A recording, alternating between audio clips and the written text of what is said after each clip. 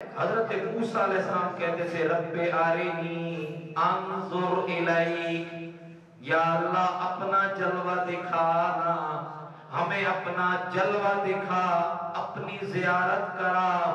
جواب کیا آتا تھا؟ لن ترانی، تو ہرگز نہیں دیکھ سکتا۔ حضرت موسیٰ علیہ السلام بار بار کہتے یا اللہ کرم فرما۔ اب عرض یہ ہے یا اللہ قیامت تک تیرا کوئی جلوہ نہیں دیکھ سکے گا۔ جواب آتا لن ترانی، تو ہرگز نہیں دیکھ سکتا۔ یا اللہ وجہ کیا ہے؟ جواب آتا موسیٰ نہ تیری آنکھ دیکھے، نہ چشم انبیاء دیکھے، اے موسیٰ مجھے دیکھے تو نگاہ مصطفیٰ دیکھے۔ حضرت موسیٰ علیہ السلام نے جتنی محنت کی ہم ان کی محنت کا اندازہ نہیں کر سکتے، لیکن قرآن کہتا ہے فَلَمَّا تَجَلَّى رَبُّهُ لِلْجَبَلِ، اے موسیٰ تو ہمارا جلوہ نہیں دیکھ سکتا۔ یا اللہ پھر گزارش ہے کرم فرمانا۔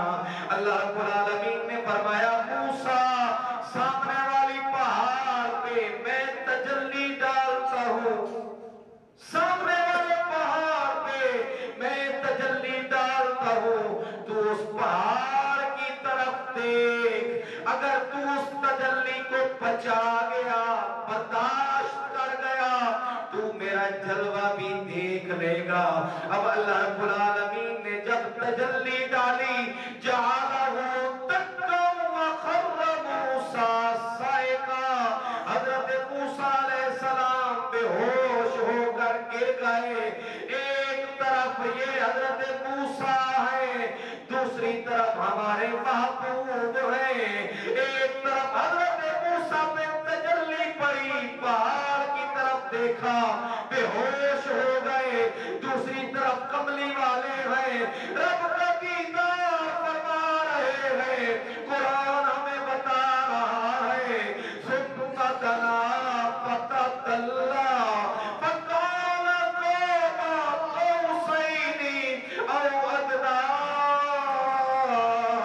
کوئی موسیٰ سے پوچھے کس کو دیکھا، کوئی موسیٰ سے پوچھے، آنکھ والوں کی ہمت پہ لاکھوں سلام۔